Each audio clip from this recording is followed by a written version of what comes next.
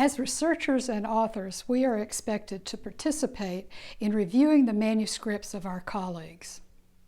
However, some of you may be uncertain about what should go into such a review. You may have questions such as, how long should a peer review be? How should I phrase my opinion? How detailed should my review be? In this video, I show how to write a peer review of a scientific paper by providing a generic template which can guide the reviewer to write a thorough and clear assessment. This example focuses on a manuscript that is recommended for publication. A good review will start off with a summary of the paper as shown here. You would fill in the information in brackets based on the manuscript details. You can pause the video to read.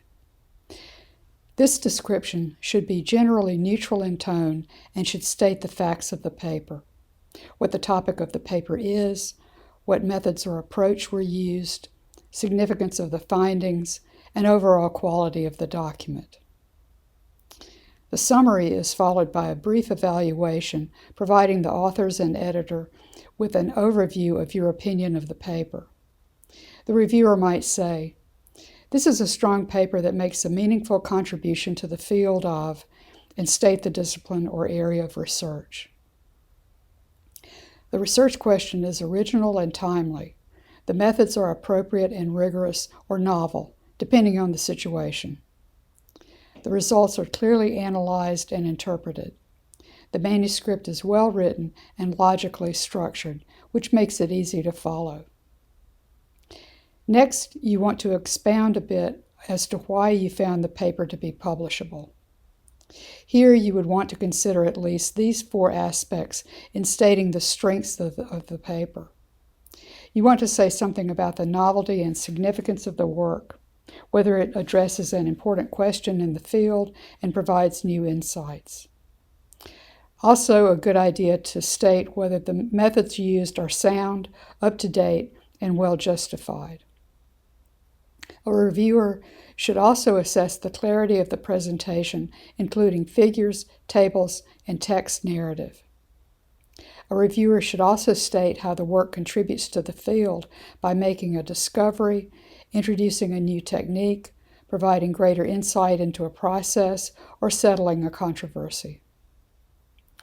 Also, is the work of broad interest to researchers in the field and to readers of the journal specifically? There may be additional strengths to these, but these 4 cover the main ones an editor will be looking for. No paper is perfect, so there may be some suggestions for improvement. The reviewer should state that although the manuscript is strong, there are some items that need attention. Then follow with a list of suggested edits as shown here. For example, the reviewer might ask for more detail on a particular method, or a more in-depth discussion of limitations, or attention to typographical or formatting issues. It's helpful to the authors if the reviewer provides specific line numbers when pointing out specific problems that need correcting. Depending on the journal, the reviewer may make a recommendation for acceptance or rejection.